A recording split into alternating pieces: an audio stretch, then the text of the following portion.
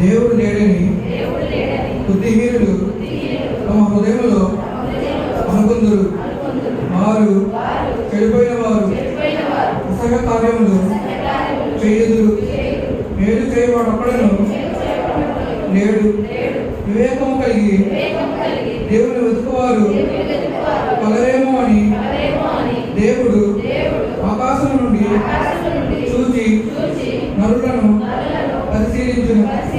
వారందరూ దారి తొలగి కొద్దిగా చెడి ఉన్నారు. ఒక్కడును తప్పకుండా అందరూ చెడి ఉన్నారు. మేలు చేయవారెవరును లేరు, ఒక్కడైనను లేడు. దేవునికి ప్రార్థన చేయక ఆహారం విందినట్టు నా ప్రజలను మరింగు పాపాత్ములకు తెలివి లేదా భయకారము లేని చోట వారు భయాక్రాంతులై నన్ను ముట్టడి చేయువారి ఎముకలను దేవుడు చెదరగొట్టి ఉన్నాడు. దేవుడు వారిని ఉపేక్షించును కనుక నీవు వారిని సిగ్గుపరిచితివి. సియోనులో నుండి ఇశ్రాయేలుకు రక్షణ కలుగును గాక. దేవుడు చెరలోనున్న తన ప్రజలను రక్షించినప్పుడు యాకోబు కష్టించును, ఇశ్రాయేలు సంతోషించును. ఆమేన్.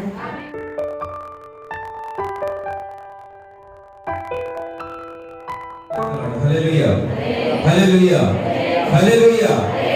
ప్రభువైన యేసుక్రీస్తు నామములో అందరికీ వందనాలు తెలుస్తున్నామా? అందరూ సంతోషంగా ఉన్నారా? ఈ రోజు అందరూ సంతోషంగానే ఉన్నారు అనుకుంటున్నాను. ఎందుకంటే పాటలు కూడా పాడినప్పుడు అందరూ ఎంతో ఉత్సాహంగా చాలా సంతోషంగా లీనమైపోయి దేవుని యొక్క ఆత్మచేత దేవుని యొక్క ఆత్మచేత శక్తి చేత నడిపింపబడి పరిశుద్ధాత్మ యొక్క అగ్ని మిమ్మల్ని తాకినట్టుగా పరిశుద్ధాత్మ దేవుడు చెప్పి ఉన్నాడు. దేవునికి స్తోత్రం.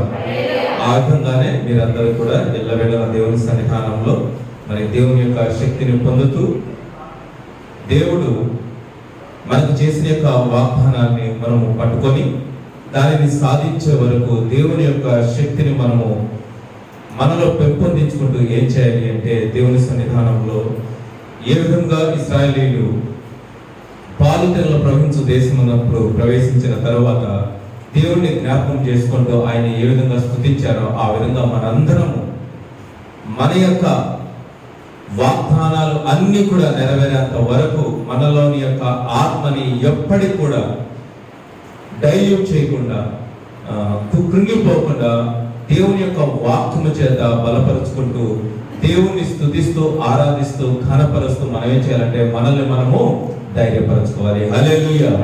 మనం పాడుతా ఉన్నాం, కొండల తట్టు వాటి తట్టు వీటి తట్టు చూసినా మనకి సహాయం ఎక్కడ నుండి కూడా లభించదు. ఆయనే మనకుండగా ఏ యొక్క లోపము కూడా నాకు నా కుటుంబము ధరించేరదు. హల్లెలూయా. అదే యొక్క వాగ్దానం మనకి అంతే. దేవుడు నన్ను పిలిచి నన్ను నిలబెట్టి నా యందు నిలిచి నా కుటుంబ పక్షాన నిలబడి పరిశుద్ధాత్మ శక్తి ద్వారా నన్ను నా కుటుంబాన్ని నడిపిస్తున్నాడు కాబట్టి నేను చెదిరిపోను. ఆమేన్. పోయిన వారం మనం దేవుని యొక్క వాక్యాన్ని మనం స్మరించుకున్నప్పుడు దేని గురించి మనం తెలుసుకున్నామా? ఒక అంజూరపు యొక్క వృక్షాన్ని గురించి చెట్టును గురించి మనం తెలుసుకున్నాం. అది ఏం చేస్తా ఉందంటే ద అన్సీజనల్ కండిషన్ లో కూడా అది ఏం చేస్తుంది, దేవుణ్ణే మాయ చేస్తా ఉంది. ప్రభు అయిన యేసుక్రీస్తునే మాయ చేస్తూ ఉంది. అక్కడ దేవుడు ఎక్కడ కూడా ప్రభు అయిన యేసుక్రీస్తు ఎంతో శాంతమూర్తి, దయగలవాడు, ప్రేమ కలిగిన వాడు, సత్యస్వరూపి, ఎన్నో యొక్క పేర్లు ఆ దేవునికి కలిగినప్పుడు ప్రభు అయిన యేసుక్రీస్తు కుమారుడుగా ఈ లోకంలోకి వచ్చినప్పుడు ఆ పేర్లను కలిగి సంపాదించుకునేటప్పుడు ఆయన ప్రవర్తన ద్వారా ఇవన్నీ వచ్చింది. ఆయన ఎక్కడి నుంచో తెచ్చుకోలేదు. ఆయన ప్రవర్తన ద్వారా తెచ్చుకున్న యొక్క అటువంటి యొక్క పేర్లు అన్ని కూడా వాటిని నమ్మి ఎంతో మంది అడుగులు వేస్తూ ఉన్నారు. ఆయన ప్రేమ గల స్వరూపి, నన్ను అన్యాయం చేసేవాడు కాదు, నా యొక్క ప్రార్థనను ఆలకించి నా యొక్క ప్రార్థనకు జవాబు దయచేసి నేను ఏ విధంగా దేవుని యొక్క సన్నిధానంలో కోరుకున్నానో ఆ విధంగా దేవుడు నాకు దయచేసేవాడు. నన్ను, నా బిడ్డల్ని ఆయన లేవనెత్తేవాడు. కృంగిన వేళలో, కృషించిన వేళలో, దుఃఖములలో, కన్నీటిలలో, బాధలలో, అనేక సమస్యలలో నేను మునిగి తేలినప్పుడు ఆయన నామమే నాకు ఆధారమైనది. హల్లెలూయా. ఎలాంటి స్థితిలోనైనా సరే. అయితే ప్రభువైన యేసుక్రీస్తు ఒక టైంలో కోపపడ్డాడు. అంజూరపు యొక్క చెట్టు మీద ఆయన కోపపడ్డాడు, శపించాడు. నువ్వు ఎన్నటికీ కూడా ఫలింపకుందువు గాక అని చెప్పేసి దానిని శపించాడు. ఎందుకు అంటే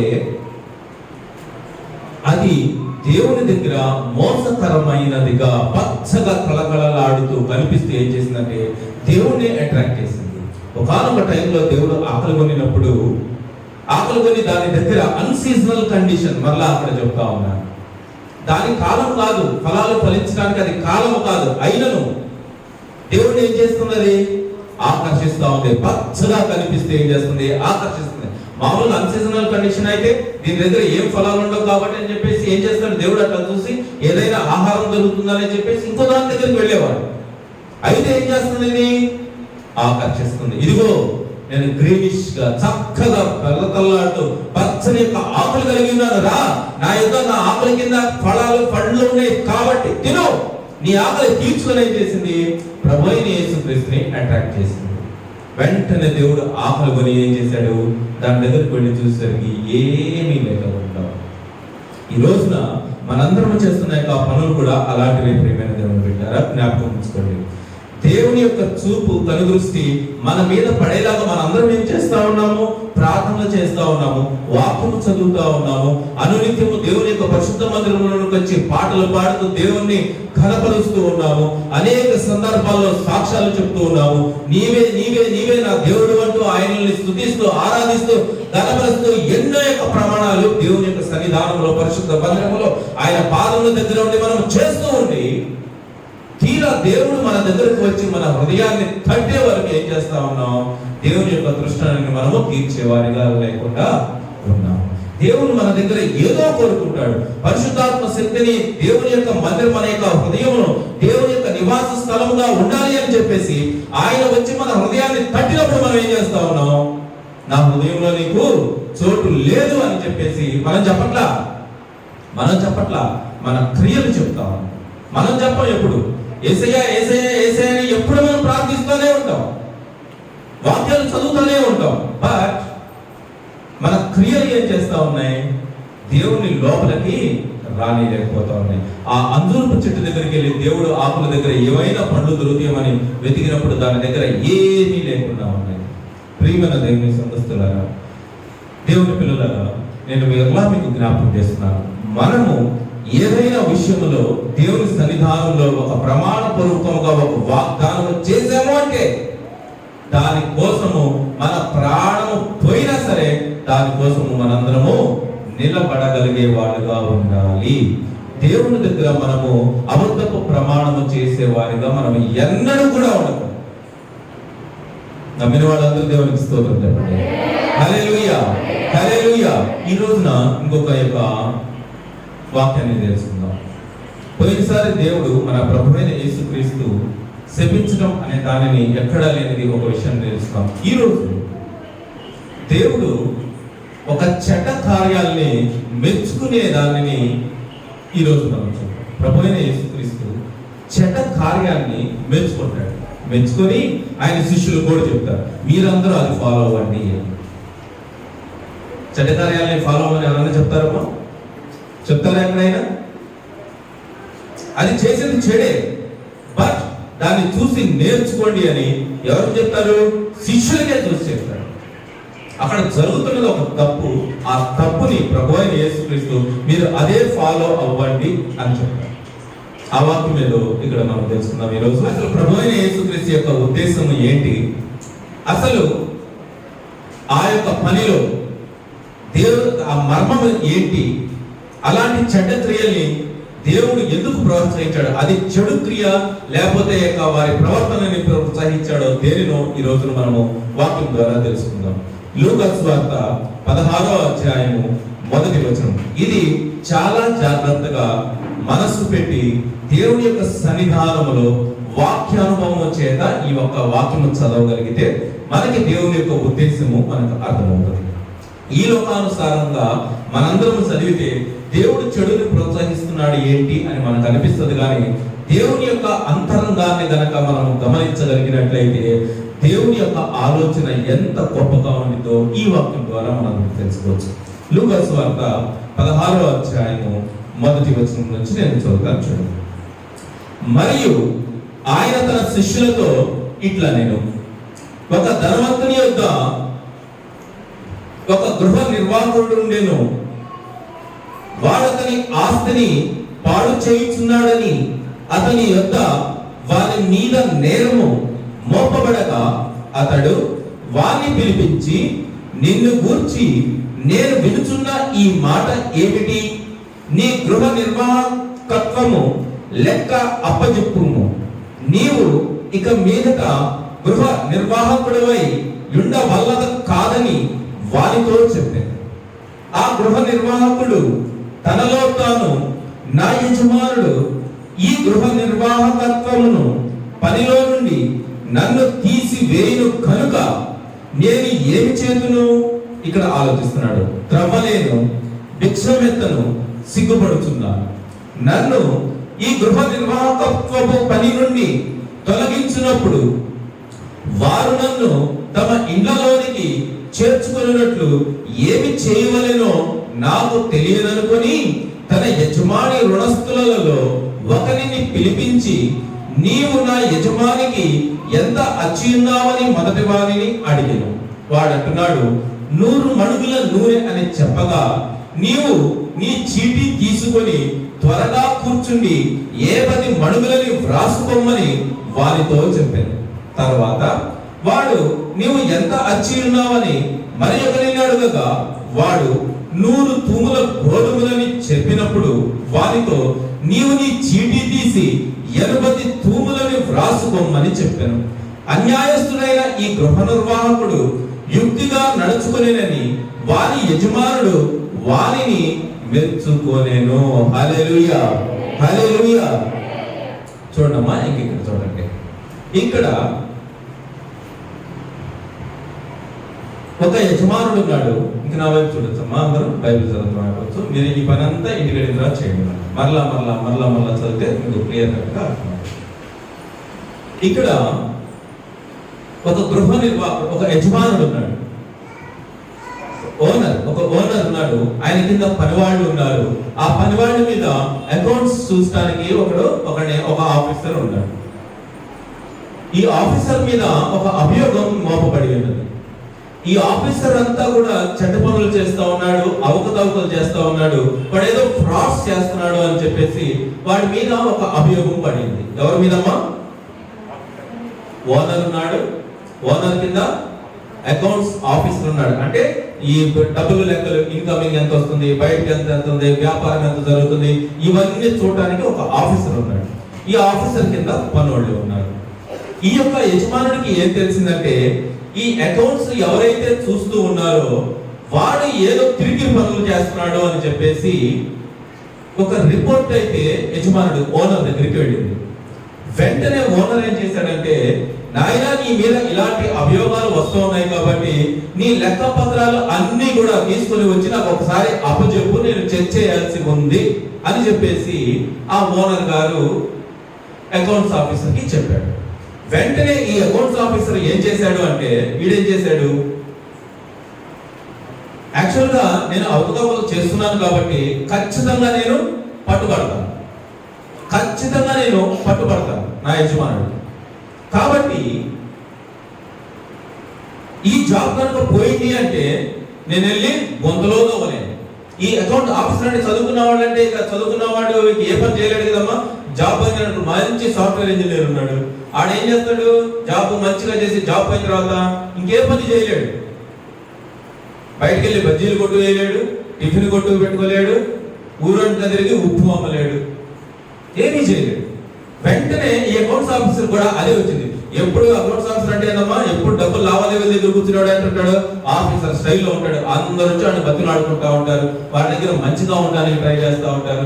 అన్ని యొక్క ధనానికి సంబంధించిన యొక్క డబ్బులు అన్ని వాళ్ళ దగ్గరే ఉంటాయి కాబట్టి ప్రతి ఒక్కళ్ళు గౌరవిస్తారు, అన్ని చేస్తారు. వాడికి ఏ పని తెలియదు, హాయిగా నీట్ గా చైర్లో కూర్చొని లావాదేవీలు అన్ని జరుపుతూ మంచి మర్యాదలు అన్ని చూసుకుంటూ గౌరవంగా బతికేవాడు.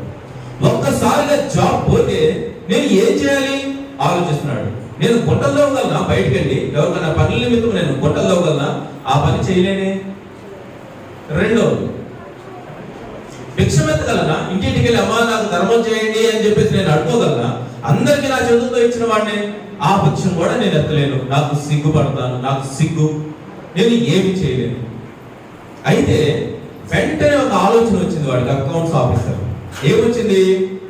ఈయన జాబ్ నుంచి నన్ను తీయడం గ్యారంటీ, డెఫినెట్లీ నా జాబ్ పోవడం గ్యారంటీ, భిక్షం ఎత్తలేను, అండ్ మోర్ ఓవర్ గుంటలు తవ్వలేను. ఏదో ఒకటి చేయాలి, ఏదో ఒకటి చేయాలి అని చెప్పేసి ఏం చేస్తా ఉన్నాడు? ఎవరైతే ఇంతకు ముందు ఈయన దగ్గర అప్పు తీసుకున్నారో, ఈ యజమానుల తరపున ఈయన అకౌంట్స్ ఆఫీస్ దగ్గరికి వచ్చి ఎవరైతే ఒక 100 మణుగులు, ఒకళ్ళు ఇంకొకళ్ళమ్మా సమ్ గోధుమలు, 100 తుమ్ములు గోధుమలు, ఇంకొకళ్ళు 100 మణుగుల నూనె ఎవరైతే తీసుకున్నారో వాళ్ళని పిలిపిస్తా ఉన్నాడు. నాయనలారా మీరు ఒకసారి రండి, నువ్వు నా దగ్గర 10 లక్షలు అప్పు తీసుకున్నావు కదా, మా సార్ దగ్గర 10 లక్షలు అప్పు తీసుకున్నావు కదా, వెంటనే దాన్ని ఒక 5 లక్షలు రాసేసుకో, నేను నీకు 10 లక్షలు ఇవ్వరా, నేను నూనె పిలిపిస్తున్నాడమ్మా. అకౌంట్స్ ఆఫీసర్ ఎవరికో అప్పులు ఇచ్చిన వాడిని మరలా పిలిపిస్తా ఉన్నాడు. పిలిపించి, అంతకుముందు నేను నీకు 10 లక్షలు ఇచ్చాను కదా, ఆ 10 లక్షలు కొట్టేసి 5 లక్షలే రాసుకో చెప్తా ఉన్నాడు. వీడు తెలివి, అకౌంట్స్ ఆఫీసర్ యొక్క తెలివి. ఇంకొకటి పిలుస్తున్నాడు, నాయనా నీకు ఒక 50 లక్షలు ఇచ్చాను కదా, 15 లక్షలు రాసుకో. మిగతా ఏం చేస్తున్నాడు? 35 లక్షలు వీడే మాఫీ చేస్తున్నాడు. అసలు రాజు దగ్గరికి, యజమానుడి దగ్గరికి వీరి మీద మోపబడిన యొక్క అభియోగం ఏంటి? వీరి మీద మోపబడిన ఒక కంప్లైంట్ ఏంటి? రైజ్ అయిన కంప్లైంట్ ఏంటి? వాడు accounts officer is not doing well, is corrupted. వాడు అంతా కూడా ఏదో అవకతవకలు చేస్తా ఉన్నాడు, కాబట్టి వాడు మంచివాడు కాదు అని రిపోర్ట్ వస్తే వీడు ఇంకా అట్లాంటి పనులు చేస్తున్నాడు. అయితే యజమానుడు ఏం చేస్తున్నాడు? వీడు కరెక్ట్ అయిన వాడు. ఎలా? ప్రభు అయిన యేసుక్రీస్తు కూడా చెప్తున్నాడు, మీరందరూ వీడిని చూసి నేర్చుకోండి.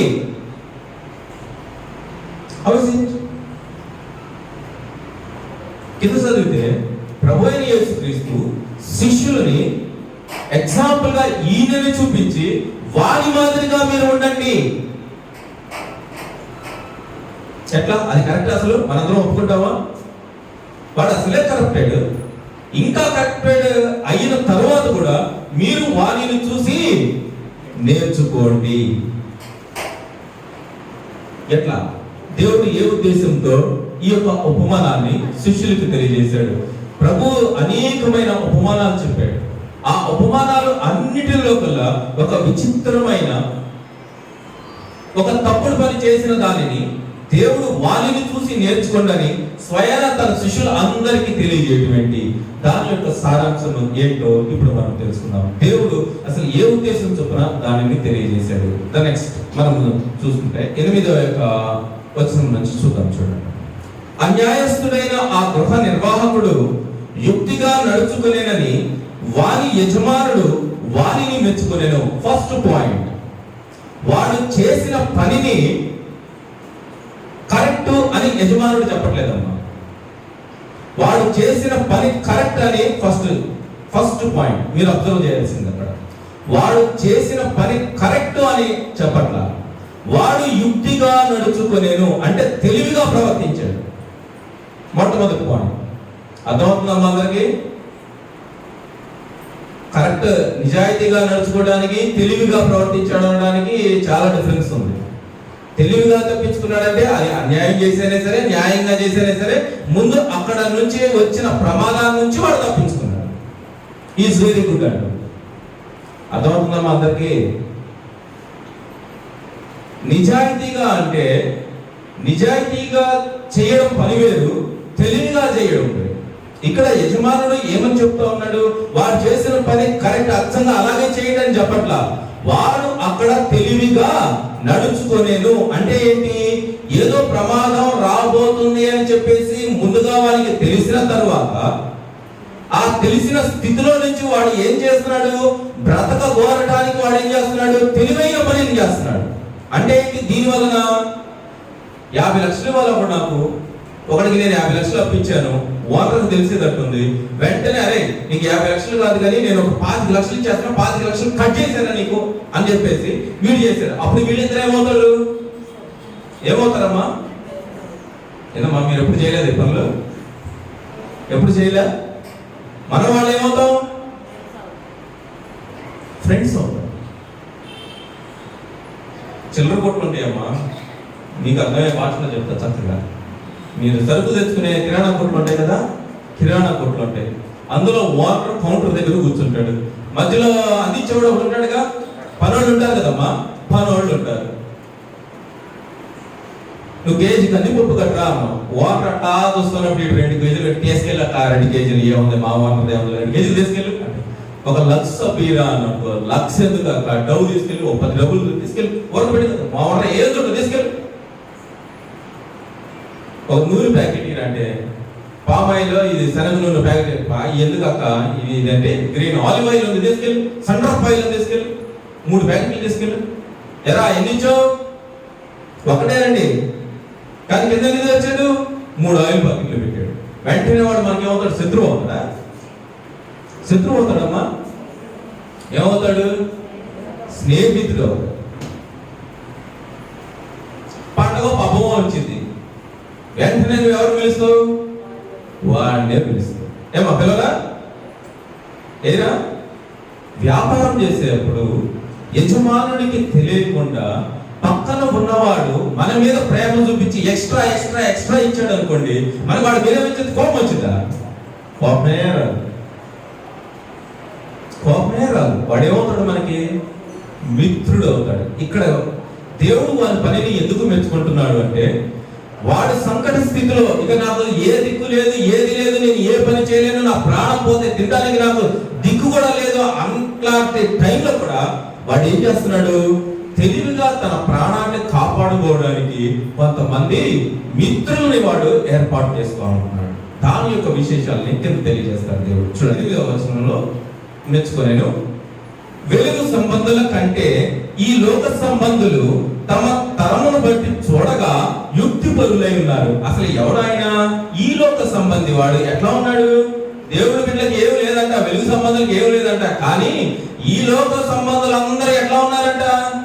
యుక్తిపరంగా ఉన్నారంట. మనం ఏం చేస్తాం? ముద్దుగా వెళ్తా ఉంటాం. ఏమో అంతేనా? ఒకటే, మనం నమ్మింది రీతి ఒకటే, అదే మాకు అదే న్యాయం అంటాం. కానీ ఇక్కడ ఎట్లా ఉంటున్నాడు? అన్యాయంగా ఈ లోక సంబంధులు ఎట్లా ఉంటున్నారు? వెలుగు సంబంధుల కంటే ఈ లోక సంబంధులే ఏం చేస్తున్నారంట? యుక్తిపరంగా తెలివితేటలు కలిగి ఉన్నారంట. వెలుగు సంబంధాలందరూ దేవునికి స్తోత్రం చెప్పండి. వెలుగు సంబంధాలందరూ దేవునికి స్తోత్రం చెప్పండి. అంటే చెయ్యెత్తి చెప్పండి. ఎటు చేస్తే సగం వెలుగు సగం చీకటనే. చెయ్యెత్తకపోతే,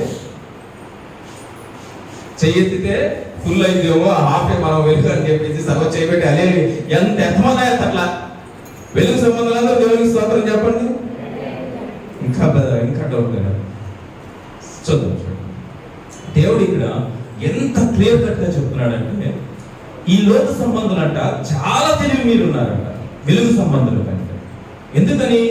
వాళ్ళు ఏం చేస్తున్నారో ఇక్కడ తెలియజేస్తా ఉన్నాడు. 9వ వచనంలో, అన్యాయపు సిరి వలన మీకు స్నేహితులను సంపాదించుకొనుడి. అన్యాయపు సిరి వస్తున్నట్టే కదమ్మా. తమ్ముడు ఒక నూనె ప్యాకెట్ ఇవ్వమంటే వాడు ఏం ఇస్తున్నాడు? మన కింద నుంచి 3 ప్యాకెట్లు ఇస్తున్నాడు. అన్యాయంగా మనకు వచ్చేది, అన్యాయంగా వచ్చేది. దానివల్ల ఏం చేస్తున్నాడు? వాడిని ఫ్రెండ్గా చేసుకోమంటున్నాడు. అంటే ఏంటి? వాడు 3 ప్యాకెట్లు 4 ప్యాకెట్లు 5 ప్యాకెట్లు ఇస్తా ఉంటే ఏం చేయాలి? మనం వెళ్ళిన తర్వాత ఏదో ఒక రోజున మనం ఇంటికి పిలిచి భోజనం అన్నా పెట్టాలి వాడికి. ఏమా పెట్టాలా లేదా? అదే పెట్టమంటున్నాడు, అదే పెట్టమంటున్నాడు. అది కూడా పెట్టలేదు అనుకో, ఈసారి ఏం చేస్తాడు? సార్ ఓనర్ గారు మనం మర్చిపోయారండి, ఆ ఆంటీ గారు వస్తే ఒక ప్యాకెట్ పోయి 3 ప్యాకెట్లు ఇచ్చారండి అంటే బుక్ చేసేస్తారు. చేస్తారా చేయరా? ఖచ్చితంగా చేస్తారు. నేను ఇంత హెల్ప్ చేసినా ఏం ₹1 కూడా లేదు అంతే కదమ్మా. మనం జనరల్గా ఏదన్నా చేసినప్పుడు హోటల్స్కి వెళ్తున్నారా? ఈ మధ్య ముందు వెళ్ళినప్పుడు ఏం చేస్తాం, మనకి సర్వింగ్ చేయడానికి ఎవరన్నా వచ్చినప్పుడు ఏం చేస్తూ ఉంటాం, అంతా తిన్న తర్వాత సర్వ్ చేశాడని చెప్పేసి ఒక 2000 3000 బిల్లు అయితే ఏం చేస్తాము, దానికి ఒక ₹100 200 కలిపేసి ఆ సర్వర్కి టిప్ ఇస్తాం. దానివల్ల ఏం చేస్తాడు, 2 సార్లు వెళ్ళినప్పుడు ఏం చేస్తాడు, ఒక మొక్క తక్కువైనట్టు వాడి కనిపిస్తే ఏం చేస్తాడు, వాడే తీసి ఇంకో దాంట్లో 2 ముక్కలు ఎక్కువ వేసుకొని వస్తాడు. మనం మంచి కస్టమర్ అనుకోండమ్మా, హోటల్కి వెళ్ళినప్పుడు ఏంటి మీరు ఎవరైనా హోటల్కి వెళ్ళరా, అలా ఎవరా మరి ఎట్లా చెప్పాలి, సరే మాంసం కొట్టోడు దగ్గరికి వెళ్ళామనుకోండి, జనరల్గా ఏం జరిగింది, టకటక కొట్టేసేస్తాడు. రోజు వాళ్ళ దగ్గరికి వెళ్ళామనుకోండి, టకటకాలు కొట్టి కేజీ కొడితే టకటక కొట్టి ఏం చేస్తాడు, ఇంకొక 2 ముక్కలు కూడా అది ముక్క, సార్ అది తింటారా, లేవర్ తింటారా, ఇది తింటారా, లేదా గుండెకాయ తింటారా, అది తింటారా, రకరకాలు చేస్తారు. సరే ఆనందం గారు షాపులకి వెళ్ళాం అనుకోండి, దోశల షాపులకి వెళ్ళాం అనుకోండి, రోజు వెళ్ళాడు అనుకోండి, కొత్తవాడైతే కొంచెం కొంచెం వేసింది చట్నీ. అదే రోజు వస్తున్నాడు అనుకోండి, 2 గంటలు ఎక్కువ వేసింది, తినని ఎక్కడ టేమన్నాడు అనుకోండి, అబ్బాయి వేయాలని ఎగ్ వేసింది, అవసరమైతే కారం వేసింది, ఉల్లిపాయ కారం రకరకాల వేసి ఏం చేసింది, వాడి దగ్గర మెప్పు పొందడానికి ట్రై చేసింది. ఎస్, దేవుడు కూడా అదే చేయమంటాడు. బట్ ఇవన్నీ ఎవరు చేతవంట, ఈ పనులన్నీ ఎవరు చేతవంట, ఈ లోక సంబంధులకి.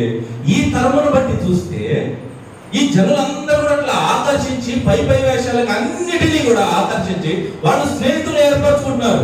అది మీ వల్ల కావట్లేదు, వెలుగు సంబంధంగా కావట్లేదు, మీకు చేత రావట్లేదు, వాడు చేసిన పని మంచిదే అని చెప్తూ మనము ఎలా ఉండాలో ఎలా ఉండకూడదో కూడా ఆయన తెలియజేస్తున్నాడు. అది ఈ తరమును వారైనా లోకస్తులకు సంబంధించింది, వాడు చేసింది కరెక్టే, ఈ లోకానుసారంగా వాడు తెలివిగా ఉన్నాడు.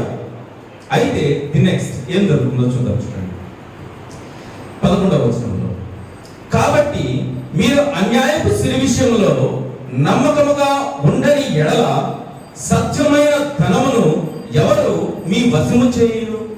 అన్యాయమైన దాంట్లోనే, అంటే మీకు ఊరకొస్తున్న దాంట్లోనే మీరు ఒక చెయ్యి ఒక చిన్న జారకపోతే ఇక న్యాయంగా వచ్చే దాంట్లో మీరు ఎక్కడ జారుతారు? అర్థమవుతుందమ్మా? ఇక్కడ వెలుగు సంబంధం గురించి మాట్లాడుతున్నారు. మరలా చెప్తున్నాను, జాగ్రత్తగా ఆలోచించండి. 2 వేరియేషన్స్ ఇద్దరిని చూపిస్తున్నాడు. అన్యాయపు సిరి వలన స్నేహితులను మీరు సంపాదించుకొనుడి అంటే ఏంటి? ఉచితంగా ఎక్కడి నుంచో మనకు వస్తూ ఉంటాయి. అవి వస్తున్నప్పుడు మనం ఏం చేయాలి? ఫ్రెండ్స్ని ఏర్పాటు చేసుకోవాలి. అన్యాయంగా వచ్చేది నువ్వు అన్యాయంగా వస్తున్నప్పుడే నువ్వు ఫ్రెండ్స్ని ఏర్పాటు చేసుకోలేకపోయావు అనుకో, అదే ఎలా చెప్పారు కదమ్మా, మనం షాప్కి వెళ్ళినప్పుడల్లా ఒక ప్యాకెట్ అడిగితే వాడు 3 ప్యాకెట్లు ఇస్తాడు, ఇంకొక ప్యాకెట్ అడిగితే ఇదంతా ఓనర్ తెలియకుండా ఇస్తాడు. అబ్బాయి కిలో ఇంకేమున్నాయమ్మా, కందిపప్పు ఇంకేమన్నా వాల్యుబుల్ ఏమన్నాయి, కిలో జీడిపప్పు అన్నాడు అనుకోండి, వాడు 2 కిలోలు ఇస్తాడు మనకి. ఒకటి ఓనర్ చూసేదాన్ని ఇస్తాడు, ఇంకోటి ఓనర్ చూడకుండా ఇస్తాడు. రకరకాలుగా చేస్తున్నప్పుడు వాడిని ఫ్రెండ్స్ చేసుకో, వాడిని ఫ్రెండ్షిప్గా ఉంచుకోవాలి. ఏదైనా టైంలో వాడికి హెల్ప్ అవుతాడేమో. ఇక్కడ మరలా చెప్తున్నాడు, వాడు తెలివిగానే చేస్తున్నాడు. ఈలోకి సంబంధి ఆ విధంగా చేస్తున్నాడు, వాడు తెలివిగా చేస్తున్నాడు. అన్యాయంగా వస్తున్నప్పుడే నువ్వు ఫ్రెండ్స్ ని ఏర్పాటు చేసుకోలేకపోయావు అనుకో, అర్థమవుతుందమ్మా? అన్యాయంగా వస్తున్నప్పుడే నువ్వు ఏదన్నా ఒక వాడిని మంచి ఈడు నావాడు అనే వాడిని నువ్వు ఏర్పాటు చేసుకోలేకపోతే కొంచెం నమ్మకంగా వస్తున్న దాంట్లో నువ్వు అసలు చేయి దాస్తావని నమ్మకం ఏంటి అంటాడు ఇక్కడ దేవుడు. అన్యాయంగా వచ్చేదే నువ్వు ఊరకు వస్తున్నదే నువ్వు ఎవరికి పంచిపెట్టలేకపోతే నమ్మకంగా నీ దగ్గర ఉన్నది ఇంకెవరికన్నా ఇస్తావా ఏంటి అని. ఉచితంగా వచ్చే ప్రేమను కూడా నీవు నలుగురికి పంచలేకపోతే, అర్థమవుతుందమ్మా దేవుని యొక్క ఉద్దేశం? ఇక్కడ నూనెలు, డబ్బులు, జీడిపప్పు, కందిపప్పు, ఉల్లిపాయలు, టమాటాలు కాదు ఇక్కడ దేవుని యొక్క ఉద్దేశం. దేవుని దగ్గర నుంచి కృప నీకు ఊరికే వస్తా ఉండగా, ఉచితంగా వస్తుంది, ఎంత కావాలంటే అంత వస్తుంది. దానిని ఏం చేయమంటున్నాడు దేవుడు? దానిని పంచి నలుగురిని స్నేహితులుగా చేస్తుంది. నా దగ్గర నుంచి ప్రేమ ఉచితంగా నేను మీకు అందిస్తాను. ఆమోదిస్తూ ఉన్నాను. నేను అందరినీ మీరు ఎన్ని పాపాలు చేసినా నేను మిమ్మల్ని ప్రేమిస్తూ ఉన్నాను, మిమ్మల్ని కరుణిస్తూ ఉన్నాను, మిమ్మల్ని దీవిస్తూ ఉన్నాను, మిమ్మల్ని ఆశీర్వదిస్తూ ఉన్నాను. నా ప్రేమను అందరికీ పంచుతున్నాను ఉచితంగా. అయితే మీరు అన్యాయంగా వచ్చేదే పంచలేకపోతే ఇక ఉచితంగా నేను ఇచ్చే ఓడుకునేది న్యాయమైనది మీరు ఎక్కడ పంచుతారు? ఇది వెలుగు సంబంధుల ప్రశ్న. ఈ తరంగా చూస్తే వాళ్ళే తెలివైన వారిగా ఉన్నారు. ఎందుకని? అన్యాయంగా వచ్చే దాంట్లో వాడు కొంత ఏదో దాన్ని వాడు స్నేహాన్ని వాడు క్యాచప్ అంటే ఒక బాండింగ్ ఏర్పరచుకుంటున్నాడు, ఎవరితో ఒకరితో బాండ్ చేసుకుంటున్నాడు, ఫ్రెండ్షిప్ ఏర్పాటు చేసుకుంటున్నాడు. నేను మీకు అందిస్తున్న యొక్క ప్రేమ ద్వారా మీరు ఎవరినైనా స్నేహితుల్ని సంపాదించుకుంటున్నారా? ఆలోచిస్తే వాడే తెలివిగా ప్రవర్తించాడు. వెలుగు సంబంధాలు ఎవ్వరు కూడా ఈ తరములో ఎవ్వరు కూడా ఆ పనిని చేయలేకపోతా ఉన్నారు. హల్లెలూయా, హల్లెలూయా, హల్లెలూయా. దేవుని యొక్క ఉద్దేశం ఇక్కడ శాస్త్రంలో పరిచర్యలు, దేవుని యొక్క వాక్యము వారి దగ్గర ఉండి ధర్మశాస్త్ర సంబంధమైన క్రియలు అన్ని కూడా వారందరికీ వివరిస్తూ ఉన్నారు. కానీ ఉచితంగా దేవుడు అందించిన ఆ ప్రేమని వారు ఎవరికి కూడా పంచలేకపోతా ఉన్నారు, ఎవరికి పంచలేకపోతా ఉన్నారు. ఈ తరమును బట్టి చూస్తే వారే ఈ లోక సంబంధులే ఎంతో తెలివైన వారిగా ఉన్నారు. హల్లెలూయా. అదే తెలియజేస్తున్నాడు. ఎంతో పచ్చగా కళకళలాడుతూ ఉన్నారు, ఎంతో కళకళలాడుతూ ఉన్నారు. మీ వెనక కంపల్సరిగా ఒక ఫ్రూట్ ఉండాల్సిందే. ఆ ప్రేమ అనే ఒక ఫ్రూట్ ఎక్కడ ఉంది అని చెప్పేసి దేవుడు వచ్చి మన దగ్గర వెతుకుతా ఉంటే ఎక్కడ కూడా లేకుండా ఉన్నాము. అప్పుడు చెప్తున్నాడు అనమాట, అయ్యో ఎంత మోసం చేసావు నువ్వు నన్ను, ఎంతగా మోసం చేసావు. వాడు చూడు, అది పిచ్చి చెట్టు అయినా సరే ఏదో ఒక కాయ చేసి చక్కని నీడనన్నా ఇస్తా ఉంది. నువ్వేం చేస్తున్నావు?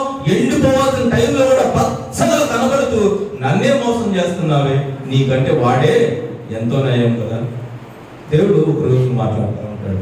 ఎన్నో అద్భుత కార్యాలు చేసిన ఈ యొక్క బెత్లెహేములో, యెరూషలేములో ఆయన చేస్తే, అయ్యో ఖొరాజీన, అయ్యో బెత్సాయిదా, నీలో చేసిన అద్భుతములు ఆ సొదొమ గొమొర్రాలో చేసినట్టే ఎంత మేలు.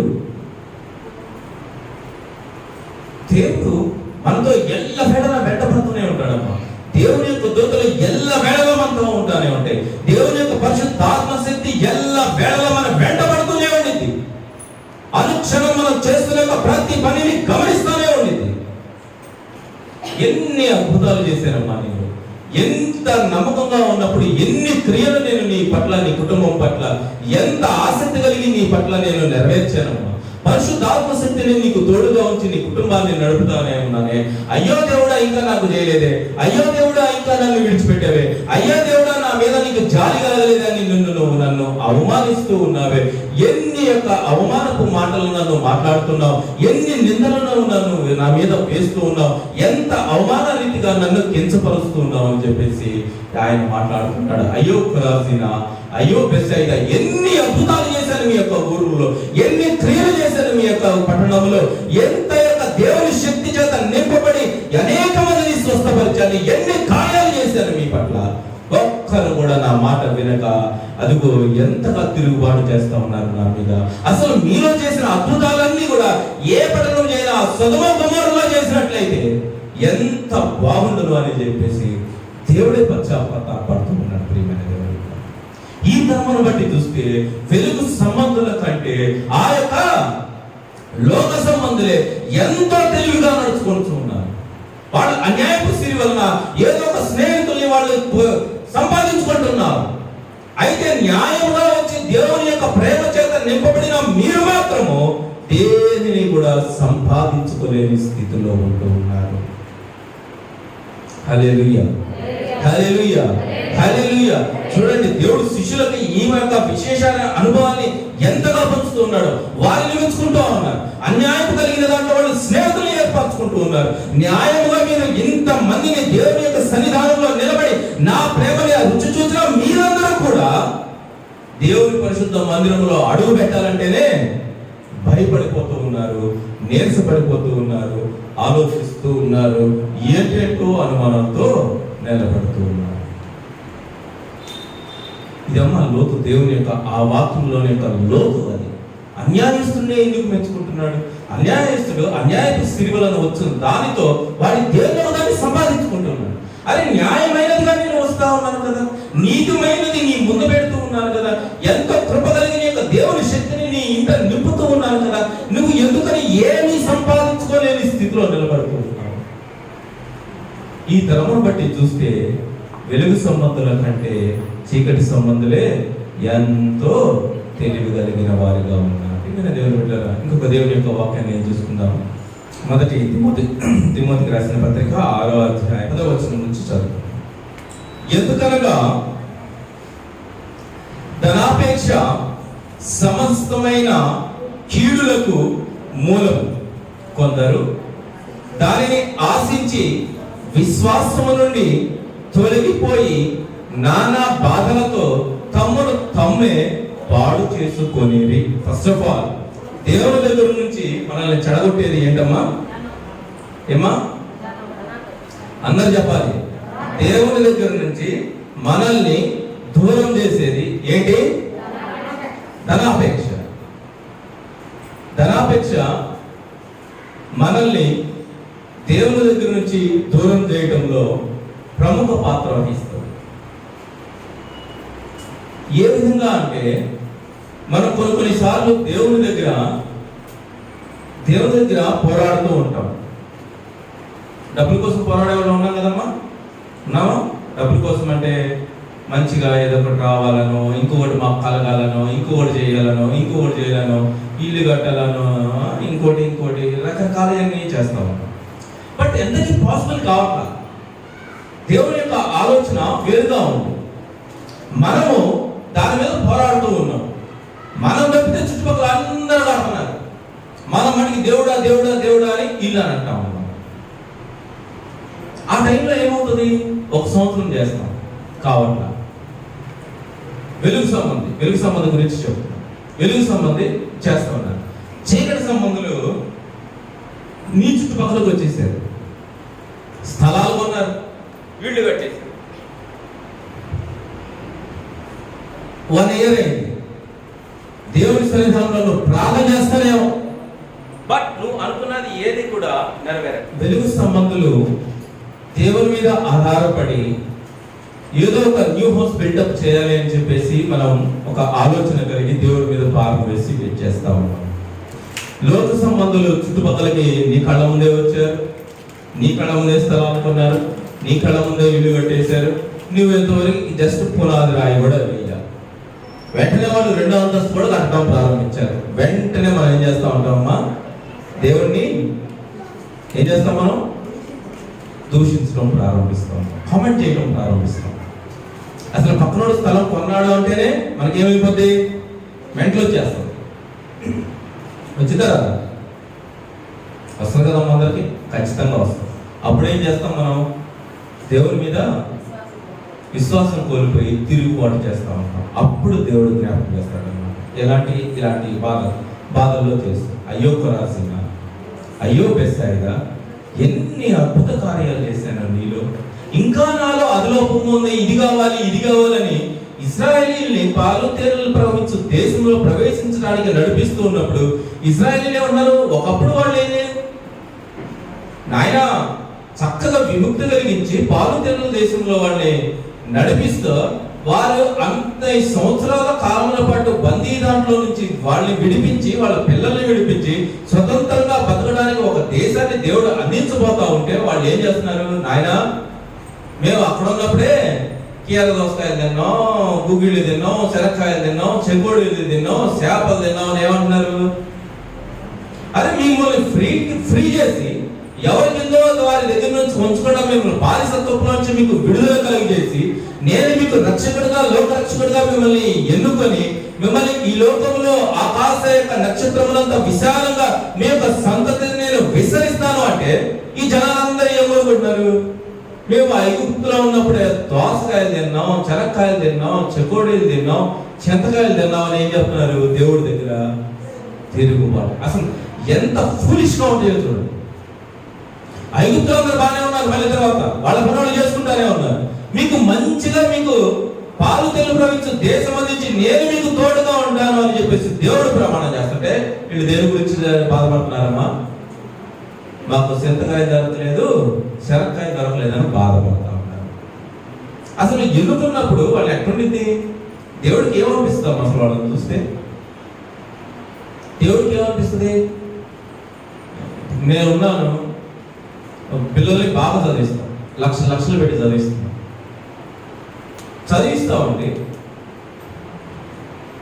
ఒక స్టేజ్ ఇంటర్మీడియట్ అయిపోతుంది, ఇంజనీరింగ్ అయిపోతుంది, మంచి జాబ్ వచ్చింది, వాడికి ఒక మంచి స్టేటస్ కలిగించే ఒక జాబ్ నేను వచ్చేసరికి మా వాడు వచ్చి, నాన్న నేను ఆటో వేస్తాను, నాకు ఆటో డ్రైవింగ్ అంటే ఇష్టం అంటే ఎట్లుంటుంది?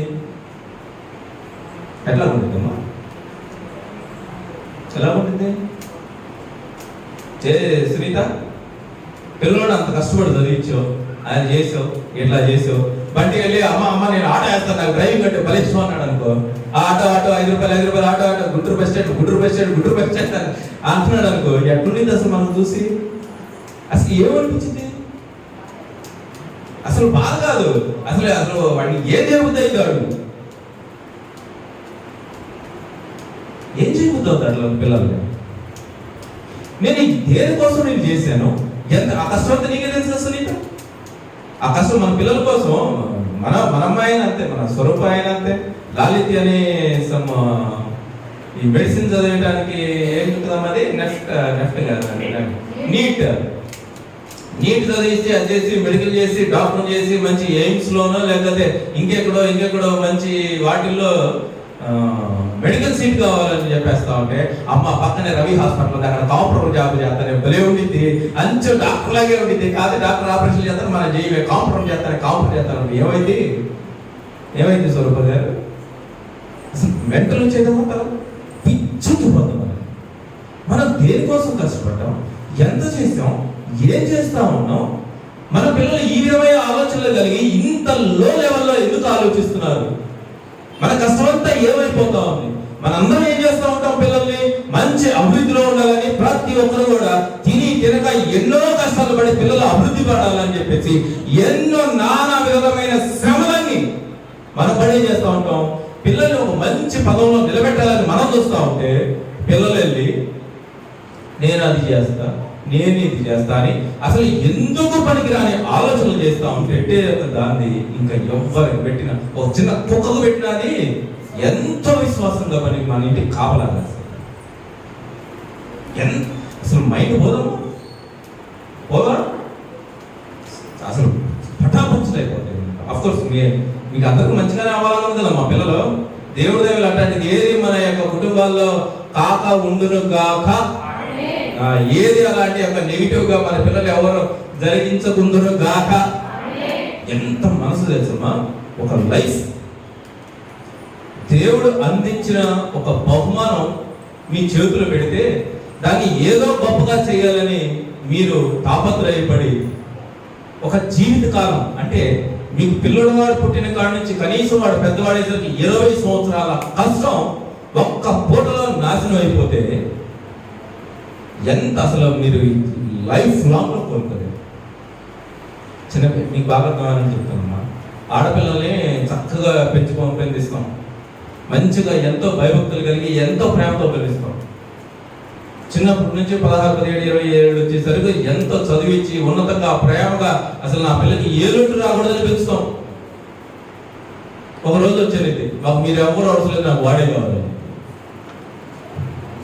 అంతే కదమ్మా, మీరెవరో ఏమ్మా, నీకు తల్లిదండ్రులు కావాలా వాడు కావాలా? చెప్పండి, ఎవరు కావాలంటారమ్మా? ఎవరు కావాలంటారు? ఆడపిల్లలు ఎవరు కావాలంటారు? అమ్మా ఎన్ని కేసులు అమ్మా, అంటే మన పిల్లల గురించి కాదు నేను చెప్తా ఉంది, లోకంలో జరుగుతూ ఉన్నాయి నేను చెప్తా ఉన్నా.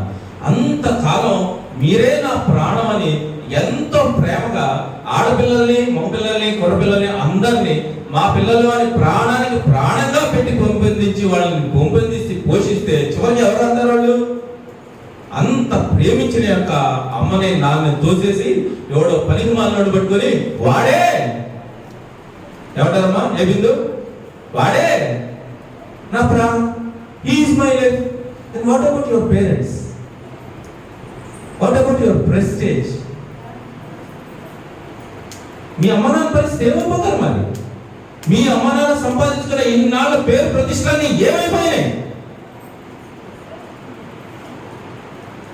దీనికంటే లోకంలో అది తెలిసిన వాళ్ళే ఈ తరంలో కలుసుకుంటే అంట వాళ్ళే తగ్గుతున్నారంట. ఎవరికంటే?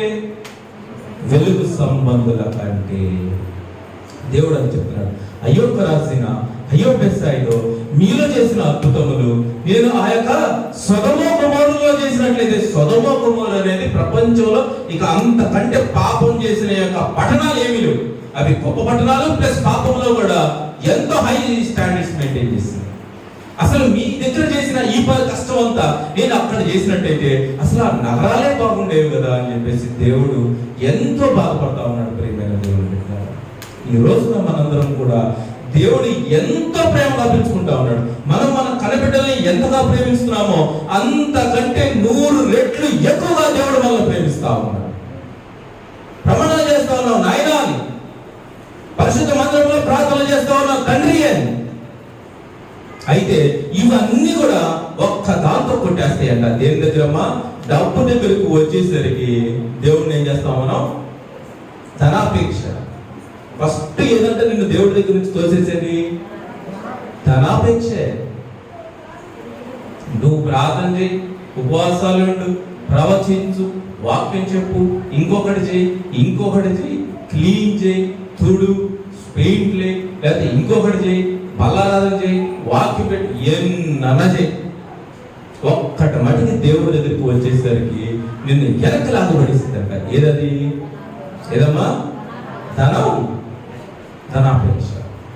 ధనం మీద ఉండే ఆశ ఏం చేస్తుందంటే దేవుడికి నీకు మధ్య డిస్టెన్స్ పెంచుతా ఉంటుంది. ఫస్ట్ దేవుడు చెప్పింది అసలు అలాంటి ఆపేక్ష తీసే. అన్యాయపు సిరి వలన నువ్వు స్నేహితుల్ని సంపాదించుకోవాలని చెప్తున్నాడు. అయితే న్యాయంగా వచ్చిన దాంట్లో నువ్వు ఏ స్నేహితుడిని కూడా నువ్వు చేసుకోలేకపోతావు. ఈ యొక్క వాక్యాన్ని ఇంకోటి చెప్తా. దేవుని సన్నిధానంలో తండ్రి మోకరిస్తున్నాం, ప్రార్థిస్తున్నాం. దేవుడు నాకు సహాయం చేశాడు. ఏ పని చేసినా, నాకు ఏం జరిగినా అది దేవుని వల్లనే కదా. నమ్మిన వాళ్ళందరూ దేవునికి స్తోత్రం చెప్పండి. దేవుడే నాకు చేశాడు కాబట్టి దేవుని సన్నిధానంలో నేను నమ్మకంగా ఉండాలి. దేవుడు నాకు నమ్మకంగా దయచేశాడు. ఏం దయచేశాడు? నువ్వు జాబో, కష్టమో, ఇంకొక పనో ఇంకోటి చేశాడు. దేవుడు నీకు తీసుకొచ్చి ఒక న్యాయమైన శాలరీని నీ చేతిలో పెడుతున్నాడు. ఆ న్యాయమైన శాలరీ తోటి ఏం చేయమంటున్నాడు దేవుడు? ఒక స్నేహితుడిని ఏర్పాటు చేసుకో. అన్యాయపు సిరి వలన నీవు స్నేహితుల్ని ఏర్పాటు చేసుకో అని చెప్తున్నాడు. అయితే మీరు న్యాయంగా వచ్చే దాంట్లో కూడా ఎవరిని ఏర్పాటు చేసుకోలేకపోతున్నారు. న్యాయంగా వచ్చింది చాలా మంది ఉన్నారు ఈ మధ్య. అందరూ కూడా చాలా చక్కగా దేవుని సన్నిధానంలో నమ్మకంగానే ఉన్నారు. అయినా చెప్తాను, నేను కష్టపడి ఈ నెలంతా కష్టపడి సంపాదించాను. దేవుని సన్నిధానంలో నమ్మకంగా, నీతిగా, నిజాయితీగా దేవుడు నాకు కొంత ధనాన్ని దేవుడు అందించాడు. దేవుడు అంటున్నాడు, దీనిని తీసి న్యాయముగా నువ్వు ఒక స్నేహితుడిని సంపాదించుకో. ఆ ధనాన్ని తెచ్చి నువ్వు ఎక్కడ పెట్టాలి? తండ్రి నాయన, నేను కష్టపడి సంపాదిస్తే నువ్వు నాకు నీతిగా, నిజాయితీగా కష్టపడిన దానిని బట్టి నువ్వు నాకు కొంత సహాయాన్ని, ఒక జీతాన్ని అందించావు నాయన. ఇదిగో నా యొక్క పాపము నీ యొక్క పాదముల చెంత పెడుతున్నాను అని దేవుని యొక్క పరిశుద్ధ బలిపీఠం దగ్గర పెడితే ఎవరు నీకు నిజ స్నేహితులుగా అయ్యేవారు ఉన్నారమ్మా? ఎవరవుతారమ్మా నీ స్నేహితులు? ఎవరవుతారమ్మా? యేసుక్రీస్తు. హల్లెలూయా, హల్లెలూయా. మీరు అది చేయలేకపోతున్నారే. వాళ్ళందరూ అన్యాయంతో చేస్తా, వాళ్ళు సంపాదించుకుంటున్నారు. మీరు నిజ స్నేహితుడిని మీరు సంపాదించుకోలేకపోతున్నారు. హల్లెలూయా, హల్లెలూయా, హల్లెలూయా. ఒక నిజ స్నేహితుడిని నువ్వు సంపాదించుకో. అసలు ఈ తరమును బట్టి చూస్తే వాళ్ళే ఎంతో మేలుగా కనిపిస్తున్నారు నాకు. అన్యాయపు దారి వచ్చిన దాంట్లో వాళ్ళు స్నేహితులు ఏర్పాటు చేసుకుంటున్నారు. మీరు న్యాయంగా వచ్చే దాంట్లో నన్ను మీ స్నేహితుడిగా మీరు ఏర్పరచుకోలేకపోతా ఉన్నారు. అయ్యో కొరాజీన, అయ్యో బెత్సాయిదా, మీరు చేసిన అద్భుతాలు ఎన్ని కూడా సొదొమ గొమొర్రాలో చేసినట్టయితే ఎంత బాగుండదు. అది ఈ పాటికి రక్షణ పొంది అది ఎంత అభివృద్ధి చెందేది. ఎస్, ప్రతి దాంట్లో నమ్మకం కావాలి. నేను నమ్మకస్తుని పచ్చగా కనిపిస్తా ఉన్నా మనం దేవుని సన్నిధానంలో. అయితే దేవుడు వచ్చి ఇదిగో నా స్నేహితుడి దగ్గర ఏమైనా దొరుకునేమో అని ఆయన ఆ ఆకుల వేత చూడగా ఏమీ లేదు, అంత శూన్యం. కానీ నా దగ్గర ఏమీ లేదు. కానీ ప్రార్థిస్తా, పాటలు పాడతా, వాక్యాలు చెప్తా, అన్ని పనులు చేస్తా. బట్ దేవుణ్ణి నిజ స్నేహితుడిగా ఏర్పరచుకునే ఒక టైం వచ్చి ఆయన నీ దగ్గర స్నేహితుడిగా నీ పక్కన నిలబడి నీతో స్నేహం చేయడానికి వచ్చినప్పుడు ఖాళీగా ఏమీ లేదు నా దగ్గర అని చెప్పేసి వెంటనే చూస్తా. ఇంతకుముందు నాకు శారదా అని చెప్పేసి వచ్చేది. శారదా గారు అని ఇళ్లలో పనిచేసి వచ్చే 1000 రూపాయలు 2000 అనిపిస్తుంది, నాకు ఐడియా లేదు. తీసుకొచ్చి 200 నా చేతిలో పెట్టింది. ఏందమ్మా అంటే దర్శనం బాగా. మరి నీకు వస్తుందే 2000 కదమ్మా, మరి నువ్వు ఆ పనులు చేసుకుని పనులు 200 ఎందుకు వద్దులేమంటే పాస్టర్ అట్లా వద్దు పాస్టర్ గారు, ఇది దేవుడే వద్దన్నందుకు దేవుడు నా సంపాదనలు కొట్టాడు. వద్దు అనుకుంటుందా నేను యాక్చువల్ నేను అసలు ఫస్ట్ అంతా ఎవరిని వద్దు అనే అనేవాడు. అసలు ఈ చందాలు ముట్టుకోవడం అనేది నాకు ఇష్టం ఉండేది. అసలు ఫస్ట్ లో వచ్చినప్పుడు మా అమ్మకి ఎన్ని చెప్పేవాడు, అసలు చందాలు మన ఇంటికి రాకూడదు అనేవాడిని. చందాలు అనేది అసలు ఇంటి రాకూడదు, ఎందుకు? మనకు అన్నీ ఉన్నాయి కదా. అసలు ఈ చందాలు ముట్టుకోవాల్సిన పనే లేదు కదా. నాకు అనేకమైన వస్తా ఉన్నాయి కదా, నాకు సోర్సెస్ ఉన్నాయి కదా. లాగించి దేవుడు ఏం చేశాడు? శాపని హూ ఆర్ యూ, మధ్యలో నువ్వెవరురా? దేవుడు నన్ను ప్రశ్నిస్తున్నాడు. Who are you? నిజ స్నేహితుడిగా వారికి నాకు మధ్య బంధం ఏర్పడుతూ ఉంటే అది వద్దు కాదు అని చిన్న చూపు చూచేక అర్హత నీకు ఎవరిచ్చాడు? Who are you? మధ్యలో నన్నైనా సరే ఏం చేస్తాడమ్మా? వాయించి వదిలి పెడతాడు. అది నాకు వారికి మధ్య రిలేషన్, ఒక బాండ్ ఏర్పరచుకున్నాను నేను వారితోటి. దాన్ని నేను మధ్యలో ఒక సోర్స్ గా పెట్టుకున్నాను అంతే. That's all. You have to act like that. నువ్వు ఆ విధంగా పని చేయాల్సిందే. అది వద్దు కాదు కూడదని నువ్వు తోసివేయకూడదు, కించపరచకూడదు, అవమానపరచకూడదు. అది ఎంతైనా సరే అది నా దృష్టిలో ఎంతో విలువైనది. ఎందుకంటే ఒకప్పుడు దాని నుంచే వారు దేవుని యొక్క సన్నిధానం నుంచి వాళ్ళు దూరం అవడానికి ఆ ధనాపేక్ష అనేది ఎంతో గొప్పగా కనిపిస్తారు. అయితే వాళ్ళు దాన్ని ఛేదించి నా సన్నిధానంలో నా పరిశుద్ధ బలిపీఠం దగ్గర వాటిని తీసుకొచ్చి అలా పెడతా ఉంటారు. Who are you? మధ్యలో నువ్వెవరు? అందుకని చెప్తా ఉన్నాడు అన్నమాట. The relation between God and us, దేవునికి మనకి మధ్య ఒక స్నేహం ఏర్పడాలి. అన్యాయపు సిరి వలన వాళ్ళు స్నేహితుల్ని సంపాదించుకుంటా ఉంటే నేను న్యాయంగా చేస్తున్నావు కదా, నీ పట్ల నీతిగా నిజాయితీగా నీకు కొంత ఇస్తున్నాను కదా, అది తెచ్చి నువ్వు నన్ను స్నేహితుడిగా ఎందుకు ఏర్పరచుకోలేకపోతున్నావు? ఈ లోకములో ఈ తరములో వెలుగు సంబంధాల కంటే వాళ్ళే నయం. హల్లెలూయా. అది దేవుని యొక్క ఉద్దేశం. వాడిని కరెక్ట్ అని ఎందుకు అన్నాడంటే ఎందుకన్నాడు? మీకు చేత రావట్లేదు, మీకు వెలుగు సంబంధం మీకు చేత రావట్లేదు, మీరు ఏర్పరచుకోలేకపోతున్నారు, నన్ను ఆకర్షించలేకపోతున్నారు, నాతో ఫ్రెండ్షిప్ చేయలేకపోతున్నారు. నీతిగా నిజాయితీగా నేను మీతో పాటు నిలబడి మీకు అన్ని వేళలా సహాయం చేస్తే నన్ను మీ నిజ స్నేహితుగా చేర్చుకోలేకపోతా ఉన్నారు. కేవలం ఈ ధనాపేక్ష వలన, కేవలము ఈ ధనాపేక్ష వలన. అయ్యో ఖరాసిన, అయ్యో బెత్సాయిదా, మీలో చేసిన అద్భుతములు సొదొమ కుమారులు చేసినట్టయితే ఎంత మీరు ఎంత మనోహరంగా ఉండేది. ఆయన చనిపోయారు చూసారా, ఎవరి గురించి? ఎంతో క్రూరులైన చనిపోయిన వారి గురించి ఆయన బాధపడతా ఉన్నాడు. అసలు మీకు చెప్పిన మంచి పని అంతా అక్కడ చేసినట్లయితే వాళ్ళు బాగుపడేవాడు కదా. ప్రియమైన దేవుని బిడ్డలారా, మనం కూడా దేవుని యొక్క సన్నిధానములో ఒక మాట అంటే మాటే. ఆ మాట ఏందో చూద్దాం. మొదటి సమూయేలు గ్రంథము 16వ అధ్యాయము 7వ వచనం. అయితే యెహోవా సమూయేలుతో ఇలాగు సెలవిచ్చెను. ఏమని సెలవిస్తా ఉన్నాడు? అతని రూపమును అతని ఎత్తును లక్ష్య పెట్టకు, మనుషులు లక్ష్య పెట్టు వాటిని యెహోవా లక్ష్య పెట్టాడు. చాలా జాగ్రత్తగా గమనించండి. ఏదైతే నువ్వు వాల్యుబుల్ అని దేవుని దగ్గర నుంచి నువ్వు వెడంగా పరిగెడతా ఉంటావో అది దేవుడికి వాల్యూ యూజ్లెస్.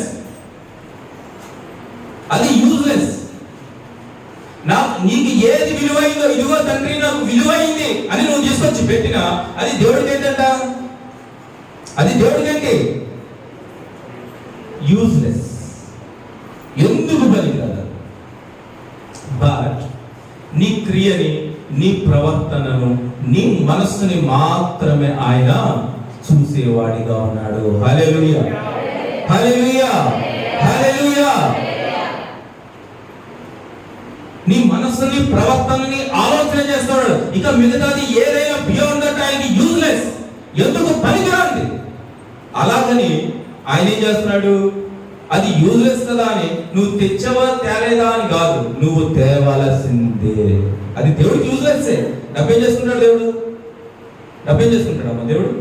అది యూజ్లెస్. బట్ ఒక పని నేను ఒక ఆజ్ఞాపించాను, దానిని పెట్టాలి.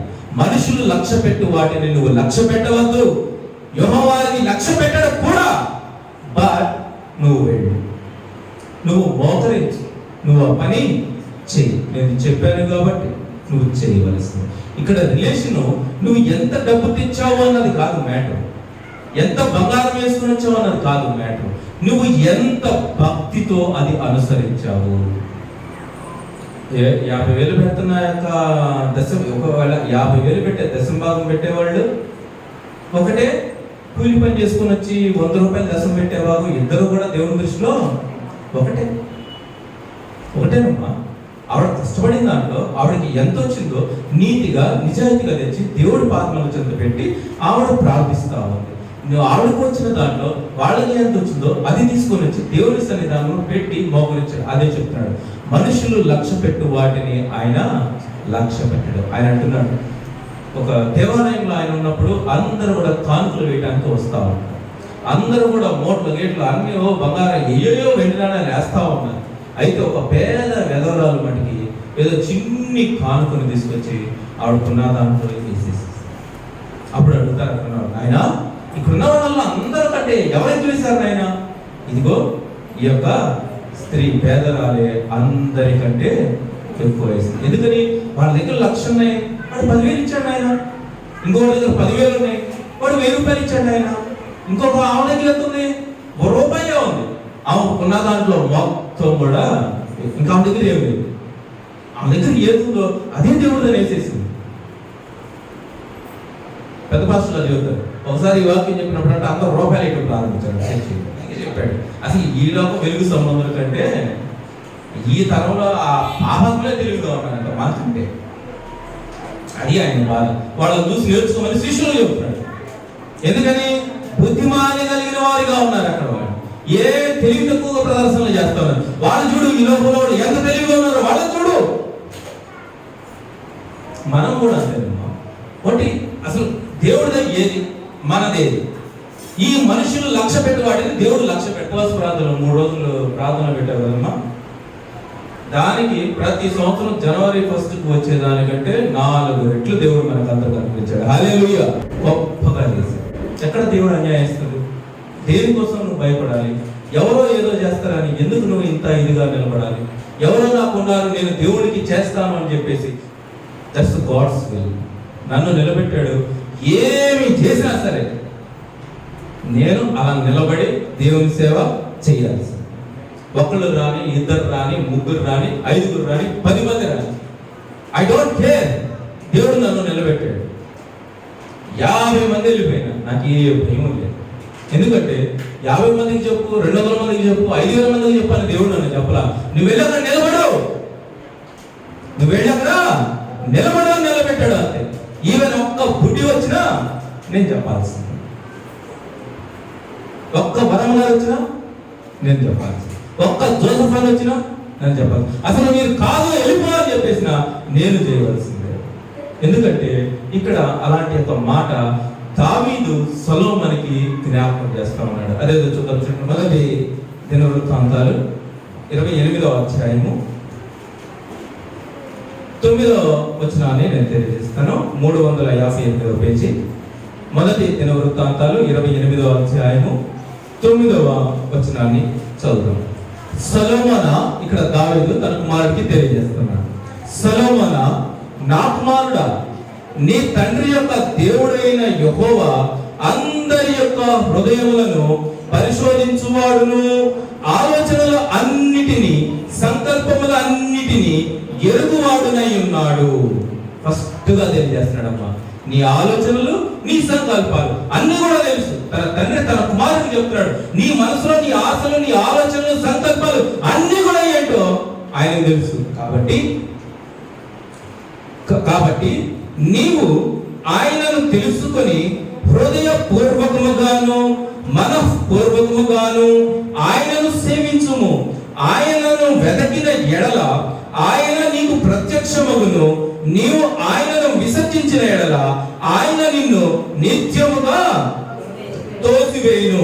పరిశుద్ధ స్థలము ఉండుటకు ఒక మందిరమును కట్టించుటకై యెహోవా నిన్ను కోరుకొనిన సంగతి మనసుకు తెచ్చుకొని ధైర్యము వహించి పని జరిగించుము. హల్లెలూయా, హల్లెలూయా, హల్లెలూయా. 5,000 పోని, 10,000 పోని, 100 మంది పోని, 10,000 మందిని పోని, నా మనసుకి ఏం తెలియాలి? నా మనసు నేను ఏం జ్ఞాపకం తెచ్చుకోవాలి? నేను నిన్ను అభిషేకించి పరిశుద్ధ బలిపీఠం మీద నేను నిన్ను నిలబెట్టిన వాడిని కనుక, నీ తల్లి గర్భమందే నేను నిన్ను ఎన్నుకొని ఉన్నాను కనుక పని జరిగించుము. డోంట్ వరీ, అవి కూలిపోతానే ఉంటాయి, పడిపోతానే ఉంటాయి, వెళ్ళిపోతానే ఉంటాయి, భయంగానే ఉండేది. నీ మనస్సును, నీ ఆలోచనలను, నీ సంకల్పములను నేను ఎరిగిన వాడిని కాబట్టి ఫస్ట్ లో ఏది కూడా నేను దేవుడి మీద డిపెండ్ అవ్వాలి. బట్ ఇదంతా దేవుడు తెలుసు. ఈ సింగ్ ఎవ్రీథింగ్, ప్రతి ఒక్క విషయాన్ని ఆయన గమనిస్తూనే ఉంటాడు. ఒకరోజు నన్ను చంపబెట్టి ఒకరోజు కొట్టినా మళ్ళీ తిరిగి లాలించేవాడు ఆయన. ఎట్లా లాలిస్తాడమ్మా? తల్లిలా లాలిస్తాడు, నా తండ్రిలో ఆయన ప్రేమించడం మొదలు పెడతాడు. ఆ ప్రేమను పొందే వరకు నేను ఏం చేస్తా ఉండాలి? నా మనసున ఆ మాటను నేను జ్ఞాపకం చేసుకోవాలి. నా కుమారుడా దావీదుకి సొలొమోనుకి దావీదు మహారాజు ప్రేమగా చెప్తున్నాడు, బాధ్యతగా చెప్తా ఉన్నాడు, ఎంతో అతనికి ధైర్యించాడు. నా కుమారుడా జాగ్రత్తగా విను. మన ఆలోచనలు, మన సంకల్పాలు, మన ప్రతి పనిని ఆయన గుర్తెరుగుతూ ఉంటాడు. ఫస్ట్ ఆఫ్ ఆల్ ఒక దేవుని పరిశుద్ధ మందిరంలో నేను నిలబెడతాను కానీ పూనుకున్నాడు. చాలా జాగ్రత్తగా ఆలోచించి పని జరిగించు. సమ్మాట ఇప్పుడు మీరంతా దేవుడు పరిశుద్ధాత్మ దేవుడు మీతో మాట్లాడి మిమ్మల్ని ప్రేరేపించి మిమ్మల్ని బలపరిచి ఒక నందుగా నాకు ధైర్యంగా దేవుడు ఏం చేస్తాడు? దారి చూపిస్తాడు. అది మీ ద్వారా. ఎవరి ద్వారా చూపిస్తాడు? మీ ద్వారానేనా? ఎవరి ద్వారా చూపిస్తాను? ఇక్కడమ్మా పొలం ఎక్కడ దూకుతున్నా, నేను విత్తనాలు ఎక్కడ వేస్తున్నాను, పంట ఎక్కడ నేను ఇది చేస్తా ఉన్నాను, ఫలం నేను ఎక్కడ పోయాలి? పక్కనోడు పోయాలి, పక్కనోడు దాంట్లో పోయాలా? ఎక్కడ పోయాలి? సంఘంలోనే పోయాలి. ఇక్కడే నాకు రావాలి. బండి ఫార్నెల్ వాళ్ళు ఏం చేయాలి? మా చర్చి మా ఉపవాసాలంటే ప్రార్థన చేసి ఈ రోజు మేము నిలబడటానికి దేవుడు మాకు సహాయం చేసి ఆత్మను మాకు తోడుగా వచ్చి మమ్మల్ని స్టేజ్లో నిలబెట్టాడు. మా బాగుంటే, మా చర్చి బాగుంటే ఇంకా మాలాంటి వాళ్ళు 100 మంది పుట్టుకొస్తారు. విల్సన్ జాబ్ కూడా అరుణ్ రావాలి, వీళ్ళకి రావాలి, పెద్దోళ్ళకి మీకు అందరూ పనులు ఉంటారు. మీరందరూ ఏం చేయాలి? ఇదందరూ ఎవరి కోసం? మేము బాగుంటే ఇంకో 4 బాగుంటాం. మనందరం ఆరోగ్యకరంగా బలంగా ఉంటే ఇంకో 10 రోజులు ఉపవాస ప్రార్థనలు పెట్టి ఏం చేస్తాం? ఇంకొంతమంది కోసం మనం పాటు పడతాం. దేవుడు అదే చేయమని చెప్పింది. ఇక్కడ వెలుగు సంబంధాలు ఏం చేయాలి? పంచట్లా మీరు పంచలేకపోతా ఉన్నారు, స్నేహం చేసుకోలేకపోతా ఉన్నారు, నాది అని బాధ్యత కలిగి మీరు నడవలేకపోతా ఉన్నారు. నా కుమారుడా జాగ్రత్తగా ఉన్నాడు. సొలొమోనుకి దావీదు మహారాజు రాజంతటి వాడే చెప్తా ఉన్నాడు, నా కుమారుడా జాగ్రత్తగా ఉన్నాడు. నీ ఆలోచనలు, నీ సంకల్పంలో, నీ హృదయంలో దేవుడు ఎరిగి ఉన్నాడు. డోంట్ వరీ, ఆయన నిన్ను నిలబెట్టాడు కనుక ఖచ్చితంగా మనఃపూర్వకముగా కార్యం జరిగించు. దేవుడు నాకు అదే చెప్పాడు, నా కుమారుడా నువ్వు వెళ్ళి ధైర్యంగా వాళ్ళ ఇంట్లో కాలు మోపి వాళ్ళ ఇంట్లో శుభవచనములు పలుకు, వారిని దీవించి ఆశీర్వదించు. నేను చూసుకుంటా. ఏమన్నారమ్మా? నేను చూసుకుంటా, నువ్వు వెళ్ళి పని జరిగించము. నమ్మిన వాళ్ళందరూ దేవునికి స్తోత్రం చెప్పండి. హల్లెలూయా, హల్లెలూయా, హల్లెలూయా, హల్లెలూయా. దేవుడు ఎల్లవేళలా ఆయన మనకు తోడుగా ఉన్నాడు. అయితే నీతిగా నిజాయితీగా నిజ స్నేహితుని మనము సంపాదించుకోవాలి. ఎట్లా సంపాదించుకోవాలి అంటే దేవుడు మనకు అందించిన ఆ కొద్ది నీతిమంతది ఏదైతే ఉన్నదో అది తీసుకొచ్చి దేవుడి పాదముల చెంత పెట్టి నువ్వు ఏం చేయాలి? నిజ స్నేహితుడిగా దేవుని నన్ను నీ ఇంట చేర్చుకో. అలా చేర్చుకోలేదా? అదిగో వాళ్ళే ఈ తరంలో వాళ్ళే ఎంతో బేషుగా ఉన్నారు. ఒక నూనె ప్యాకెట్ అడిగితే 3 ప్యాకెట్లు ఇస్తే వాడిని ఫ్రెండ్షిప్ గా చేసుకుంటున్నారు. అన్యాయంగా వచ్చిన దాంట్లో వాళ్ళే ఫ్రెండ్షిప్ గా ఏర్పాటు చేసుకుంటా ఉంటే, నీతిగా నిజాయితీగా నేను ఉన్నాను అని మీకు అభయమిస్తుంటే నన్ను మీరు స్నేహితుడిగా చేర్చుకోలేకపోతా ఉన్నారని దేవుడు బాధపడుతూ, అయ్యో ఈ పాపిష్టి సంతానాన్ని ఎంత చెప్పినా ఇట్లాగే ఉంది అని చెప్పేసి దేవుడు ఏం చేశాడమ్మా? శిలువలో తన రక్తాన్ని దారిపోస్తాడు. కాబట్టి ప్రేమైన సంఘస్థులారా, దేవుని దగ్గర మనం ఎలాగ ఉండాలి అనేది ఇచ్చేది. మీరు ఇచ్చేది ఏది కూడా దేవునికి ఉపయోగకరమైనది కానే కాదు. బట్ మీ ద్వారా ఏం చేస్తాడంటే అనేక మందికి రక్షణ కలగటానికి కార్యాలను దేవుడు ముందుకు పంపిస్తూ ఉంటాడు. కేవలము దేవుడు, నేను దేవుడు, మధ్యలో నేను ఒక సోర్స్ మాత్రమే. మధ్యవర్తిని నేను. ఈ మధ్యవర్తిని ఎలా బతుకున్నాడు? వాళ్ళని నేను ఏర్పాటు చేస్తాను, వీళ్ళని నేను ఏర్పాటు చేస్తాను, వాళ్ళ మీద బతుకు, వాళ్ళ మీదే బతుకును. నీ సొంత ఆలోచన కాదు, వాళ్ళ మీదే బతుకు, నేను బతికిస్తాను. అది దేవుడి దృష్టిలో. దేవుడు వారిని ఎందుకు మెచ్చుకున్నాడు? ఈ వెలుగు సంబంధాలకు ఎందుకు ఏం చేతరాదన్నాడంటే ఇందుకు. చెడ్డధనంతో వాళ్ళ స్నేహితులు సంపాదించుకుంటున్నారు, మంచి ధనము నేను మీకు అందిస్తా ఉన్నా, మీరు నన్ను సంపాదించుకోలేకపోతా ఉన్నారు. దేవుడు తన చిన్న వాక్యాన్ని ఆశీర్వదించి మీ హృదయంలో భద్రపరిచి మీకు దేవుడు మీ కుటుంబానికి నిజ స్నేహితుడిగా ఉండునుగాక.